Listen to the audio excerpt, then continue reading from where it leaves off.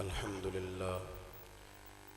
لله العزيز العزة والعلا والصلاة والسلام على سيد الأنبياء شمس الضحى بدر الدجى نور الهدى منبع الجود والعطاء أما بعد أعوذ بالله السميع العليم من الشيطان الرجيم بسم الله الرحمن الرحيم قل يا أيها الناس إني رسول الله إليكم جميعا صدق الله العظيم وصدق رسوله النبي الكريم إن الله وملائكته يصلون على النبي يا أيها الذين آمنوا صلوا عليه وسلموا تسليما اللهم صل على سيدنا ومولانا محمد معدن الجود والكرم وآلہ وصحبہ وبارک وسلم۔ سب پڑھیے الصلاۃ والسلام علیک یا سیدی یا رسول اللہ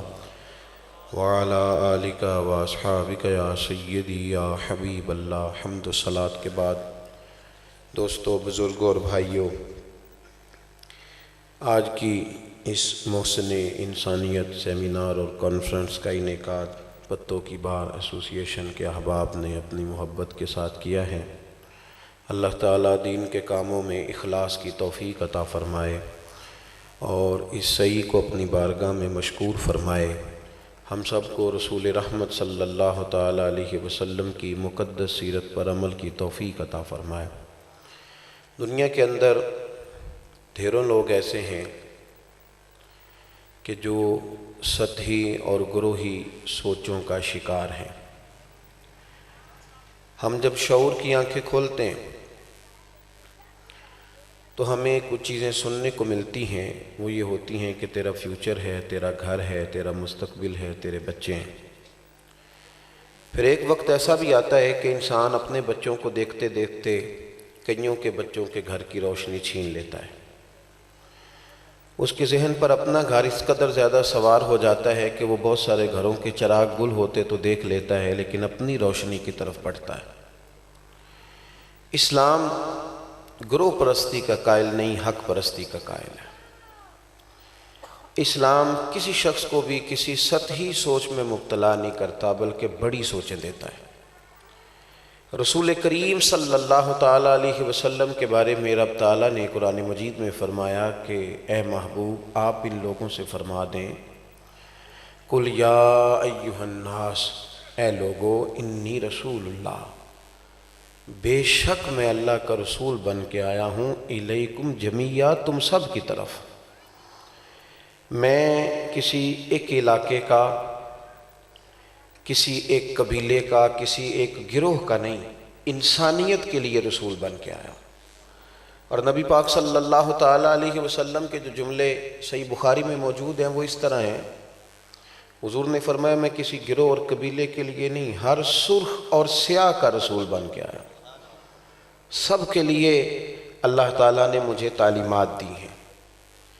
ہمارے ساتھ ہوا یہ ہے کہ جن لوگوں کو بغیر کسی محنت کے دین میسر آیا ہے، اور ہر جمعے انہیں دین کی باتیں سننے کو ملتی ہیں، ہر محفل میں ملتی ہیں، مختلف اخبارات میں مختلف کالم چھپتے ہیں، بہت ساری کتابیں مارکیٹ میں موجود ہیں، کوئی جد و جہد نہیں کرنی پڑی۔ امام بخاری کی طرح سالوں ایک ایک حدیث کی تلاش میں جانا نہیں پڑا۔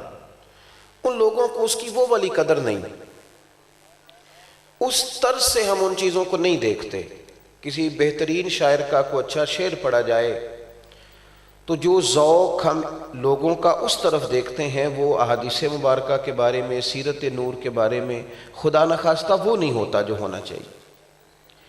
ہمارے ہاں ایک بہت بڑا طبقہ ہے جو بہت ساری ذہنی الجھنوں کا شکار ہے۔ اب لوگوں کے جسم نہیں تھکتے، ذہن تھک جاتے ہیں۔ وہ طبقہ کیا کرتا ہے، کبھی کسی ڈاکٹر کے پاس، کبھی کسی عامل کے پاس، کبھی کسی تعویذ والے کے پاس، پھر اگر تھوڑا سا پڑھا لکھا ہے تو موٹیویشنل سپیکرز کے پاس سیٹیں بک کرائی جا رہی ہیں۔ حالانکہ نبی پاک صلی اللہ تعالیٰ علیہ وسلم کی جو حیات مبارکہ ہے نا، وہ تو ایسا دستور حیات ہے کہ کوئی بندہ اگر اسے پڑھنا شروع کرے تو اسے محسوس ہوگا کہ حضور نے تو ساری باتیں میرے ساتھ کی ہیں۔ یہ تو بالکل میرا مسئلہ ہے جو محبوب نے ڈسکس فرمایا، یہ بالکل بعین ہی مجھے ہی ضرورت تھی۔ صرف میرے لیے حضور نے بات کی۔ لیکن میں عرض کر چکا ہوں کہ ہم اس اینک سے، اس رنگ میں ان چیزوں کو لیتے نہیں۔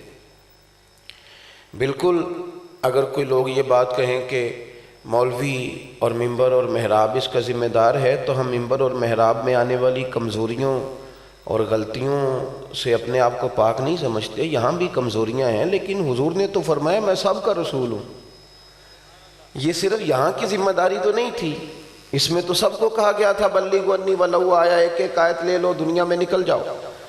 گروہی تعصبات جو ہے نا، گروہی تعصبات، ذات برادری سے لے کر زبان تک، وہاں سے لے کر قبیلے تک۔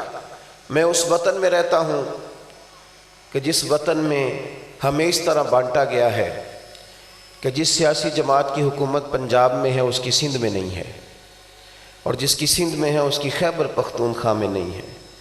اتنا گروہی تعصبات میں بانٹا گیا کہ اتنا پڑھا لکھا دور آ گیا، اتنی پی ایچ ڈی کی ڈگریاں آ گئیں، ایم فل کرنے والے اتنے زیادہ ہو گئے، لیکن آج بھی برادریزم کے نام پر ووٹ مانگا جاتا ہے۔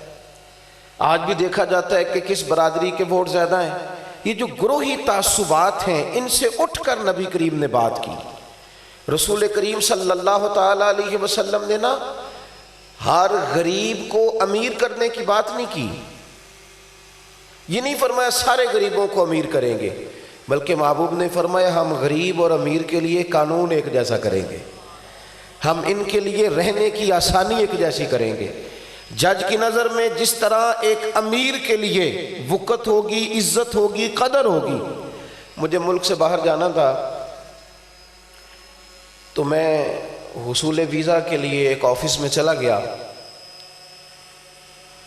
کچھ کاغذات میں نے جمع کرائے تو کوئی ایک فارم ان میں سے کم تھا۔ انہوں نے مجھ سے کہا کہ آپ کو لوٹ کر کے جانا پڑے گا اور یونین کونسل کے آفس سے فلاں کاغذ آپ کو لانا پڑے گا۔ جب میری ان سے بات شروع ہوئی تو کسی وجہ سے وہ مجھے جانتے تھے۔ میرا جب ان کے ساتھ تعارف ہو گیا تو وہ کہنے لگے اچھا آپ ہیں، آپ تشریف رکھیے۔ پھر جانے انہوں نے وہ کاغذ کہاں سے حاصل کیا، پھر وہ مسئلہ حل ہو گیا۔ اور جب انہوں نے میری طرف دیکھا کہ اب یہ شکریہ کے جملے کہیں گے، تو میں نے ان سے کہا کہ میں کچھ عرصے سے ایک چھوٹی سی سواری رکھتا ہوں اور آنے جانے کا کرایہ بھی رکھتا ہوں، اور میری یونین کونسل میں لوگ بھی مجھے جانتے ہیں۔ ممکن تھا میں جاتا تو کام کرا کے لوٹ آتا۔ آپ کے عمل سے میں یہ سمجھا ہوں کہ بہت سارے مسئلے آپ ٹیبل پہ حل کر سکتے ہیں، لیکن کچھ غریبوں کو بلا وجہ کے چکر لگانا، آنے جانے پہ لگا دینا۔ او بھائی یاد رکھو، اللہ جب منصب دیتا ہے نا، کسی کو کوئی عہدہ دیتا ہے تو اس کا شکر صرف اتنا ہے کہ اس عہدے کا صحیح استعمال کیا جائے، اس عہدے کا صحیح۔ حضرت سیدنا عمر فاروق رضی اللہ تعالیٰ عنہ کے بہنوئی تھے حضرت سعید بن زید رضی اللہ تعالیٰ، ایک صوبے کا گورنر بنایا، تو آپ ان سے ملنے کے لیے تشریف لے گئے تو ان کے آفس میں بہت سارے تحائف پڑے تھے۔ آپ نے فرمایا سعید یہ کیا ہے؟ عرض کی حضور لوگوں نے مجھے تحفے دیے ہیں۔ فرمایا تحفے نہیں دیے، یہ تیرے عہدے کا ہدیہ ہے۔ جس سیٹ پہ تو بیٹھا ہے نا، اس سیٹ کا اپنے حق میں استعمال کرنے کے لیے تمہیں تحفے دی۔ نہیں حضرت، یہ مجھے ذاتی تعلقات کی بنیاد پہ ملے۔ تو آپ فرمانے لگے تو گھر جا کے اماں کے پاس بیٹھنا، پھر میں دیکھتا ہوں کتنے تحفے آتے ہیں۔ یہ گورنر ہی چھوڑنا، چند چیزوں کے عوض انسانوں کی قدر چھوڑ دینا، انسانیت کی بات چھوڑ دینا، یعنی اس سے بڑی بھی کوئی شفافیت ہوگی کہ ہمارے نزدیک انسانوں سے بڑھ کر جیبوں کی قدر ہو جائے، انسانوں سے بڑھ کر ووٹوں کی قدر ہو جائے، انسانوں سے بڑھ کر ہماری نظر میں ان کے عہدے کی قدر ہو جائے۔ رسول کائنات سرور دو عالم صلی اللہ تعالیٰ علیہ وسلم نے بڑی سوچ کرنے کی بات کی۔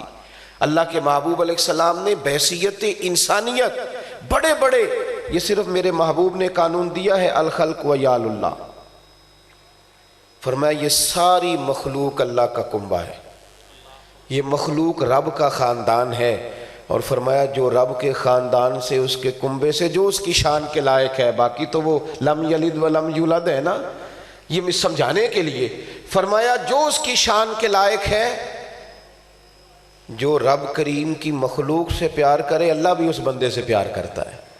آپ کی جب سوچیں، میں اپنے آپ کو بہت قابل نہیں سمجھتا کہ میں کوئی آپ سے بڑی لمبی چوڑی بات کروں، میرا تو صرف اتنا درد دل ہے کہ اب بہت سارے لوگوں کو بہت ساری چیزوں کا پتہ ہے، لیکن آپ کو پتہ ہے کفر کی کمزوری کیا رہ گئی تھی؟ آپ کا کیا خیال ہے؟ ابو جہل کو کسی بات کا پتہ نہیں تھا؟ ہم بہت کچھ جانتے ہیں تو وہ جانتا نہیں تھا؟ آپ سیرت کی کتابیں دیکھیے، 3 دن تک مسلسل ابو جہل، ابو سفیان، اخنس بن شریک، تینوں میرے محبوب علیہ السلام نہ رات کو پہاڑ کی چوٹی پر بیٹھ کر قرآن پاک کی تلاوت فرماتے۔ میں کیسے آپ کو یہ بات عرض کروں کہ عبادت انسان کے وجود کی ضرورت ہے، تلاوت وجود کی ضرورت ہے۔ جیسے آپ کا وجود پانی مانگتا ہے نا، روٹی مانگتا ہے، نیند مانگتا ہے، اس طرح آپ کا وجود عبادت مانگتا ہے۔ لیکن جب آپ عبادت کا وقت بھی موبائل کو دے دیں گے، جب آپ عبادت کا وقت بھی یہاں دے دیں گے تو یہ ذہنی تناؤ کو بڑھا دے گا۔ آپ کا ذہن سجدہ مانگتا ہے، لیکن جب وہ چیز بھی آپ کسی سیاسی بحث میں الجھا دیں گے تو پھر حضرت شیخ شہاب الدین سہروردی رحمۃ اللہ علیہ ڈھیروں مرید بیٹھے ہوتے تھے، شاگرد بیٹھے ہوتے تھے، جا کے مصلی پہ نماز کی نیت باندھ لیتے تھے، نفل پڑھنے لگتے تھے۔ تو بعض لوگوں نے شکوہ کیا کہ شیخ ہم سیکھنے آئے ہیں اور آپ مصلی پہ چلے گئے۔ تو آپ فرمانے لگے میں اللہ رسول سے کوئی چیز لوں گا تو تمہیں دوں گا نا، جب تک مجھے خود ذہنی آسودگی حاصل نہیں تمہیں کیسے دوں؟ ہماری بہت ساری آزمائشوں کی وجہ یہ ہے کہ ہم بہت ساری جگہوں پہ الجھ گئے ہیں۔ اتنی خبریں تو پہلے تھی نہیں جتنی اب ہمیں ملتی، اتنے تجزیے تو پہلے تھے ہی نہیں، کس کس کا سنیں، اتنے تبصرے تو کبھی تھے ہی نہیں، کس کس کی بات سنی جائے۔ عزیز غور کریں کہ عرض کرنا چاہتا ہوں، یہ رات کی عبادت، میں نے اس جمعے دوستوں سے کہا تھا راتیں لمبی ہو گئیں۔ اب لمبی راتوں میں بھی جو صبح 9 بجے تک سوتا ہے، جانے پھر اس کی نیند کب پوری ہوگی؟ یہ تو وقت آیا ہے تہجد پڑھنے کا، یہ تو وقت آیا ہے رات کو اپنے رب کو اپنے دکھ سنانے کا، یہ تو وقت آیا ہے تنہائی میں کچھ دیر اس کی بارگاہ میں بیٹھنے کا۔ ہمارا اول وقت موبائل پہ گزر جاتا ہے اور آخر وقت نیند پہ۔ او یارو، حضور رات کو قرآن پاک پڑھتے۔ آپ میری بات پر غور فرمائیں گے، پہاڑ کی چوٹی پر رسول کریم قرآن پاک کی تلاوت کر رہے تھے تو ابو سفیان، ابو جہل، توجہ ہے نا میری بات پر، اخنس بن شریک، تینوں آ گئے اور جھاڑیوں میں چھپ کے حضور کے قرآن پاک کی تلاوت سننے لگے، چھپ کے۔ صبح جب وہاں سے نکلے تو تینوں کی آپس میں ملاقات ہو گئی۔ تو کدھر آیا تھا؟ میں تو دیکھنے آیا تھا کہ کوئی آتا تو نہیں یہاں۔ تو کدھر آیا تھا؟ اس نے کہا میں بھی یہی دیکھنے آیا تھا۔ ایک دوسرے کو بہانہ لگا کر کے نکل گئے۔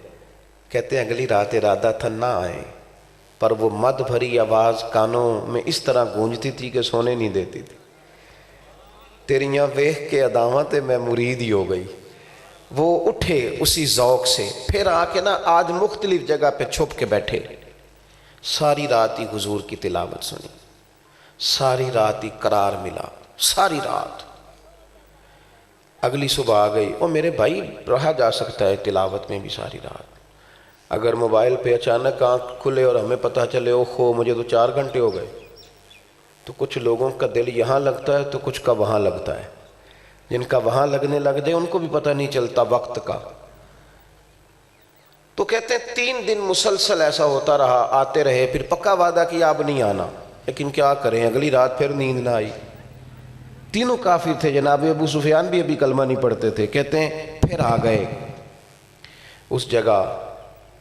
اب کئی راتیں ہم نے حضور کی تلاوت سنی۔ اخنس بن شریک کہتے ہیں میں صبح نہ چلا گیا ابو جہل کے گھر، میں نے جا کے اسے کہا یار تو بھی مسلسل آیا قرآن سننے اور میں بھی مسلسل آیا، سچ بتا محمد ابن عبداللہ صلی اللہ علیہ وسلم جو باتیں کہتے ہیں وہ سچی ہیں کہ نہیں؟ صحیح بتا حضور سچ کہتے ہیں کہ نہیں؟ آپ کی توجہ ہے نا میری بات پر؟ اس نے کیا کہا؟ کہنے لگا ایک قبیلہ ہمارا تھا اور ایک قبیلہ تھا بنو ہاشم کا، یہ ابو جہل کے لفظ ہیں۔ کہنے لگا اگر وہ غریبوں کو کھانا کھلاتے تھے تو ہم بھی کھلا دیتے تھے، وہ غریب کا بوجھ اٹھاتے تھے تو ہم بھی اٹھا لیتے تھے، وہ گھوڑا بھگاتے تھے تو ہم بھی بھگا لیتے تھے۔ اب ان میں سے ایک شخص نے اٹھ کے کہا ہے کہ میں نبی ہوں، معاذ اللہ، اور باتیں اگر وہ بالکل بھی سچی کرے تو یہ تو نہیں نہ ہو سکتا کہ ہم بنو ہاشم کے ایک شخص کا کلمہ پڑھ جائیں، یہ تو نہیں نہ ہو سکتا کہ بنو ہاشم، بتانا کیا چاہ رہا ہے کہ اگر یہ میرے قبیلے میں سے آتے تو شاید میں مان جاتا۔ گروہ پرست لوگ تو اس وقت بھی تھے جو کہتے تھے سب کچھ سچا ہے، پر مانتے کیوں نہیں؟ وہ کہتے تھے میری شان کے خلاف ہے کہ میں آگے بڑھ کے مان جاؤں۔ اب میں کسی کو مان جاؤں؟ مجھے کہہ لینے دیں۔ پوری ملت اسلامیہ کہتی ہے حضور نے سچ فرمایا، پردے کا حکم دیا تو ٹھیک دیا، سچائی کا حکم دیا تو ٹھیک دیا، نماز میں بلایا تو ٹھیک بلایا۔ تو اگر ہم سب یہ کہتے ہیں کہ حضور نے سچ کہا اور مانتے نہیں، تو یہ والی بولی تو ابو جہل کی بھی تھی، وہ بھی کہتا تھا سچ کہتے ہیں پر میں شروع کر دوں گا، ابھی میں مانوں گا نہیں، میں دیکھوں گا، میں غور کروں گا۔ یہی تاریخیں ہم دے رہے ہیں، رمضان کے بعد نیک ہو جائیں گے، حج کر رہے ہیں تو نیک ہو جائیں گے، بچے بیال ہیں تو نیک ہو جائیں گے۔ فرق کیا ہے بات میں؟ فرق کیا ہے؟ وہ بھائی غور کریں، اگر تعلیمات کو ماننا ہی نہیں ہے منوان، اور کسی گروہی تعصب کا شکار رہنا ہے، ہمیں پتہ ہے ہمارا کتنا کچھ ضائع ہوا ہے، ہمیں پتہ ہے ہم کہاں کہاں لٹے ہیں، ہمیں پتہ ہے چور کون کون تھے، ہمیں پتہ تھا ہماری متاع کون لوٹ کے لے گیا، لیکن یہ مصلحتیں کب تک چلیں گی؟ یہ حکمتوں کے نام پر جھوٹ کب تک بولا جائے گا؟ کب تک ہم حضور کی آفاقی تعلیمات سے دور رہیں گے؟ ہمیں پتہ ہے ہم بے قرار ہیں، بے چین ہیں، بے سکون ہیں۔ ہم نے ڈکٹیٹرشپ بھی دیکھ لی، ہم نے جمہوریت بھی دیکھ لی، ہم نے سارے رنگ آزما لیے۔ ان رنگوں میں جب تک اقبال کی سوچ کے مطابق رنگ محمد نہیں بھرا جاتا، اتنی دیر تک یہ پھیکے رہیں گے۔ اس لیے کہ مصور پاکستان نے کہا جلال بادشاہی ہو یا جمہوری تماشا ہو۔ پوچھئے نا اقبال سے کہ آپ مصور پاکستان ہیں تو جمہوریت کو تماشا کہہ رہے ہیں؟ کہنے لگے جلال بادشاہی ہو یا جمہوری تماشا ہو، جدا ہو دین سیاست سے تو رہ جاتی ہے چنگیزی۔ پھر کچھ چنگیز خاں اور ہلاکو خاں پیدا ہوتے ہیں۔ عزیز بھائی، جب تک دین کے رنگ نہیں آتے ہم گروہ پرستی کا شکار ہیں۔ یہاں کبھی پنجابی کے نام پہ نعرہ لگے گا، کبھی سندھی کے نام پہ نعرہ لگے گا، کبھی آپ کو برادری کے نام پہ اکسایا جائے گا، کبھی کسی قبیلے کے نام پر۔ جو آئیں گے وہ یہ تو کہیں گے کہ ہم تو صفر سے شروع کر رہے ہیں۔ اور بھائی کوئی وہ بھی تو ہونا جو کہے مجھے 10 نمبر مل گئے تھے، اب میں 11 سے شروع کر رہا ہوں۔ 11 سے ایک بزرگ نا درخت لگا رہے تھے، ہاتھ کانپ رہے تھے۔ کسی نے ان سے کہا بابا جی نہ آپ چھاؤں کے نیچے بیٹھیں گے نہ پھل کھائیں گے، تو کیا مشکل ہے اتنی مصیبت کرنے کی؟ تو وہ کہنے لگے پتر ہمارے پچھلوں نے درخت لگائے تھے نا، ہم پھل کھا رہے ہیں، خود غرض نہیں مرنا چاہتے ہیں کچھ درخت ہم بھی لگا جائیں تاکہ ہمارے بعد والے بھی کچھ پھل کھا لیں، ہم خود غرض مر جائیں۔ کسی نے بتایا کسی حکیم کو، کسی شخص کو، کہ وہ پہاڑ کے اوپر ایک درخت ہے، ایک جڑی بوٹی ہے، وہ اگر مل جائے تو فلاں بیماری کا علاج ہے، لیکن جایا نہیں جا سکتا، رستے میں پہاڑ ہیں، ڈھلان ہے، چڑھا نہیں جا سکتا۔ اس شخص کے دل میں لو لگ گئی، وہ چڑھا، پہلے ایک پہاڑ کاٹا، وہاں سیڑھیاں بنائی، پھر دوسرا پہاڑ کاٹا، سیڑھیاں بنائی، پھر تیسرا پہاڑ کاٹا۔ اب ایک شخص تھا، بڑی محنت تھی، آخری وقت آ گیا، پہنچ نہیں سکا جڑی بوٹی تک، موت کا وقت آ گیا۔ تو کسی نے پوچھا تجھے کیا ملا؟ کہنے لگا تمہیں پتہ ہی نہیں میں کامیاب کتنا ہوا ہوں، سب یہاں آنا چاہتے تھے نا، ہمت کوئی نہیں کرتا تھا، میں نے 3 پہاڑ تو کاٹ دیے ہیں نا، اتنا سفر تو میں نے آسان کیا نا، اب جو آئے گا وہ یہاں سے شروع کرے گا، صفر سے شروع۔ میرے رسول کریم صلی اللہ علیہ وسلم نے ہمیں یہ سوچ دی ہے، حضور سید عالم کے ایک فرمان پر زندگی گزاری جا سکتی ہے، ایک فرمان پر صرف۔ حضور نے فرمایا تم میں سے بہتر وہ ہے جو لوگوں کے حق میں بہتر ہے۔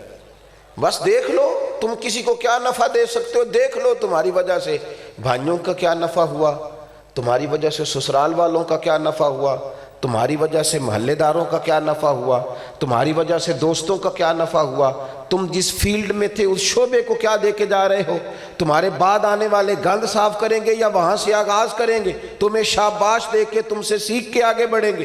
حضور نے ہمیں یہ پیغام دیا کہ تم نے نفع بخش بننا ہے، تمہارے وجود سے لوگوں کو نفع ملے، تمہاری وجہ سے کوئی خیر پائے، کوئی تمہاری چھاؤں میں بیٹھے۔ یار کتنی دفعہ حدیث پڑھی ہے، ہم حضور کے غلام ہیں، ہم ہی نے عمل کرنا تھا۔ میرے کریم نے فرمایا میرا مومن وہ ہے جو اپنے لیے پسند کرتا ہے وہی اپنے بھائی کے لیے پسند کرتا ہے، جو اپنے لیے۔ یہ دستور ہیں، مختصر لفظ ہیں، یہ دستور حیات ہے۔ آپ دیکھ لیں جو چیز آپ کو پسند ہے وہ دے دیں بھائی کو۔ کارنر والے پلاٹ پہ بڑی نظر لگ گئی تھی نا، تو حضور نے تو فرمایا مومن وہ ہے جو اپنے لیے پسند کرے وہ بھائی کو دے، تو وہی چیز آپ بھائی کے لیے بھی پسند کریں، چھوڑ دیں اس کے لیے۔ آپ کچھ چیزوں سے پیچھے ہٹیں، احسار کریں، قربانی دیں، کچھ تو ایسا مزاج بنائیں. لیکن وہ جو گروہی تعصب ہے، ایسی ہوا چلی ہے کہ ہر شخص سوچتا ہے تمام شہر جلے، ایک میرا گھر نہ جلے. میرے ابا جی کہا کرتے تھے، پتر پڑوسیوں کی آگ اس لیے بھی بجھا دینی چاہیے کہ اگر ان کی آگ نہ بجھائی جائے تو اپنے گھر بھی آ جاتی ہے. اپنا نفع سوچ کے ہی بجھا دینی چاہیے، اس لیے بھی بجھا دینی چاہیے کہ کہیں ہمارا گھر ہی نہ جل جائے.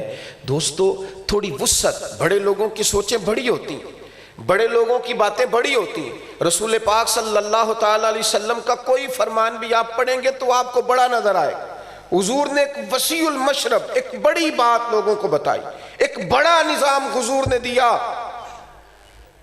فرمایا تھا میرے محبوب نے، ایک وقت آئے گا کہ ایک عورت مقام حرا سے چلے گی. وہ مقام مکے سے سب سے زیادہ دور سمجھا جاتا تھا.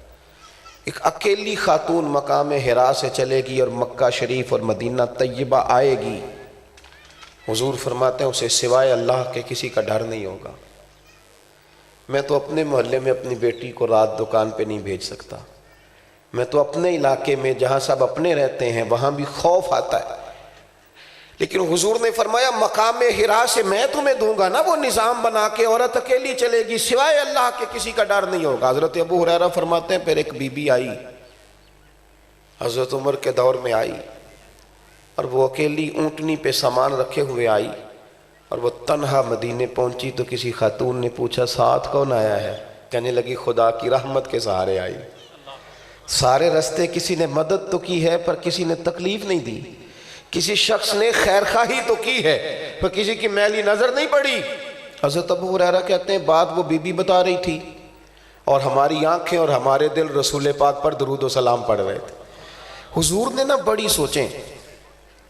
آپ نے ناراض نہیں ہونا، اور میں کسی ایک شعبے کی بات نہیں کر رہا، سمجھ لیں اپنے آپ سے خطاب کر رہا ہوں. چھوٹا سا مفاد، چھوٹا سا مفاد، یعنی اتنے بڑے لوگ جن کو کہا گیا کنتم خیر امتن، تم بہترین لوگ ہو، ساری امتوں کے امام ہو، تم سے لوگوں نے سیکھنا ہے. ان کا مفاد کیا ہے؟ چند ہزار روپے. اتنا چھوٹا سا مفاد، اتنا تھوڑا ریٹ. یعنی کیا ان کا مفاد ہے؟ ایک سفارش. کیا ان کا مفاد ہے؟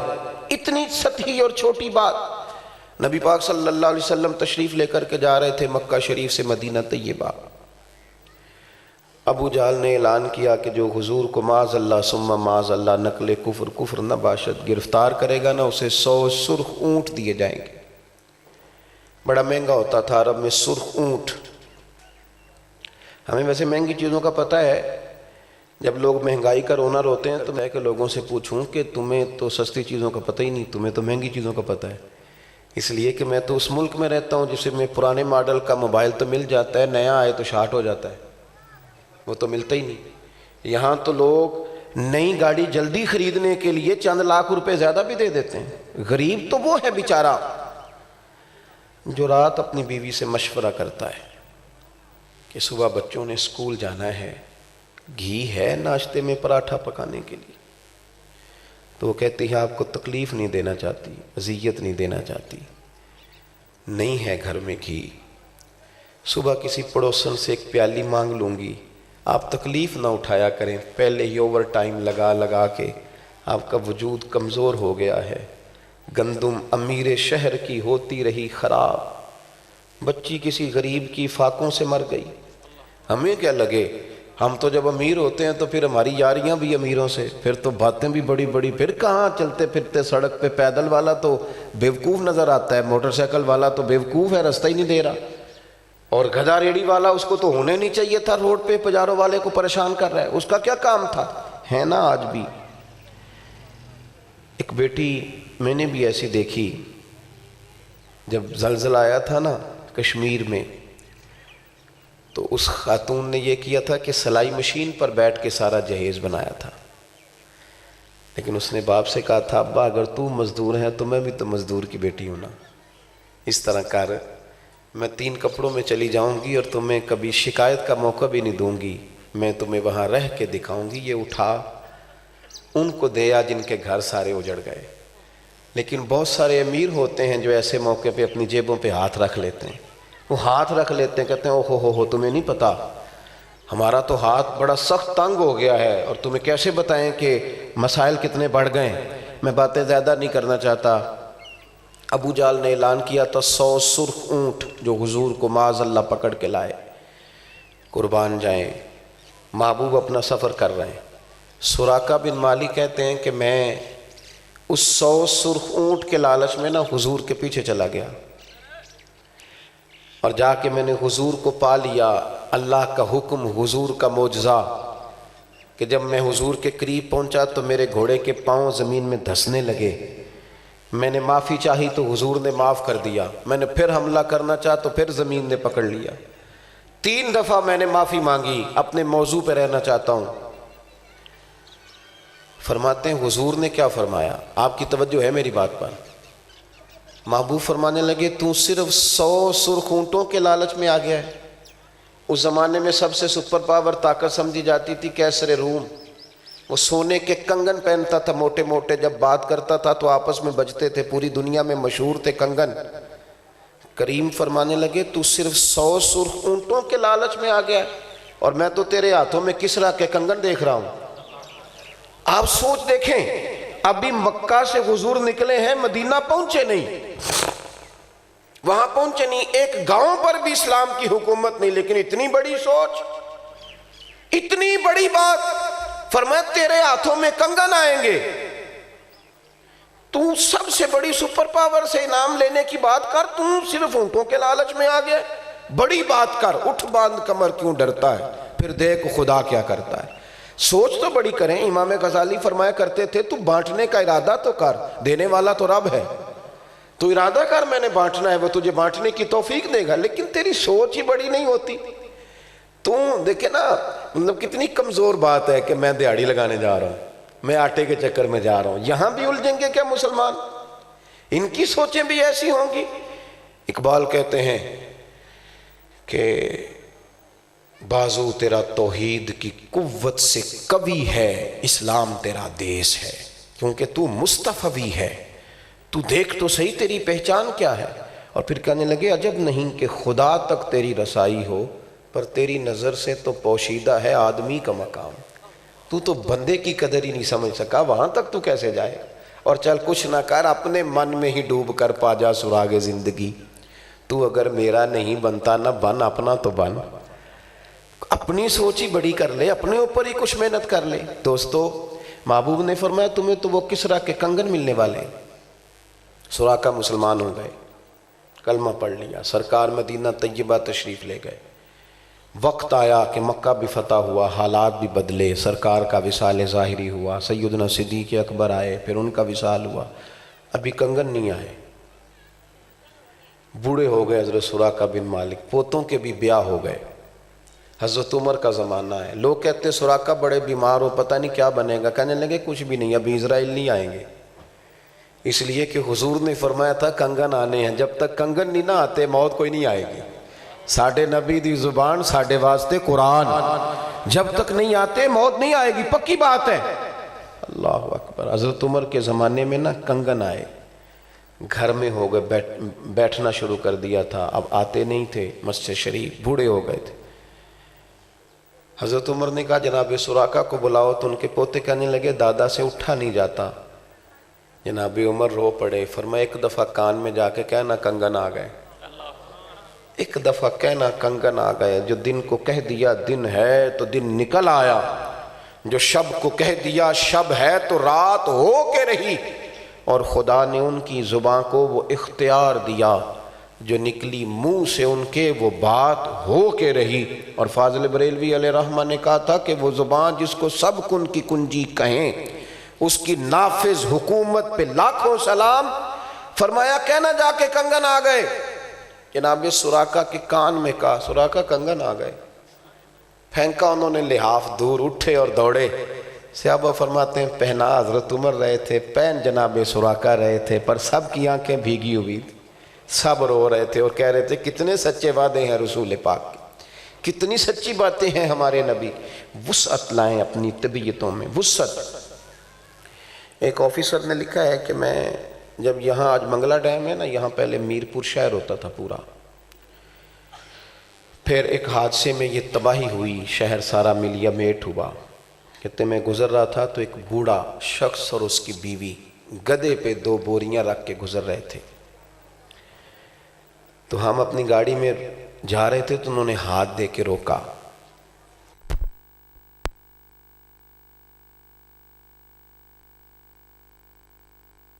میں سمیٹ نہیں لگا تھا، آپ ذرا توجہ فرمائیں گے۔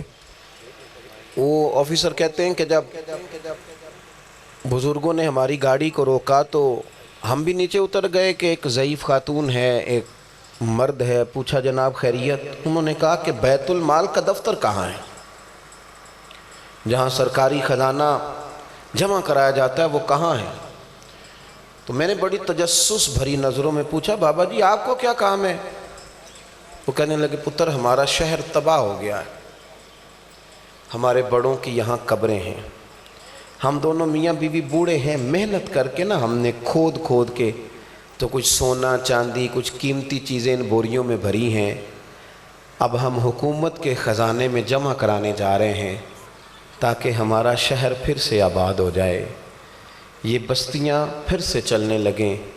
اپنے گھر کے آنگن میں تو سب مال اٹھا کے لے جانا چاہتے ہیں، گھر سارے بسانا چاہتے ہیں، کاش سوچیں شہر بنانے کی بن جائیں، ملک بنانے کی بن جائیں، سوچیں ملت کو سینچنے کی بن جائیں، بڑا ذہن بنانا۔ رسول کریم علیہ السلام رحمت للعالمین ہیں، یہ دین آفاقی ہے، اس دین کے اندر ہر شخص کے لیے اگر آپ کبھی پڑھیں آپ کو موقع ملے تو دیکھیے حضور نے مزدور کی کتنی عظمت بیان کی، رسول کریم نے تاجر کی کتنی شان بیان کی، سچی تجارت کرنے والے کو کتنے درجات دیے۔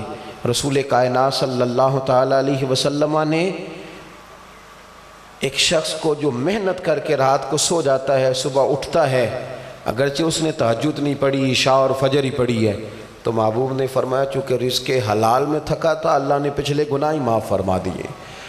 دین نے کیا آفاقیت دی ہے، الجھے نہ، اپنی سوچوں کو بڑا کریں، سطحی باتوں سے ذرا باہر نکلیں، چھوٹی سی سیاست گلی محلے کی، چھوٹی سی سازش لوگوں کو توڑنے کی بجائے جوڑنے کا کردار ادا کریں۔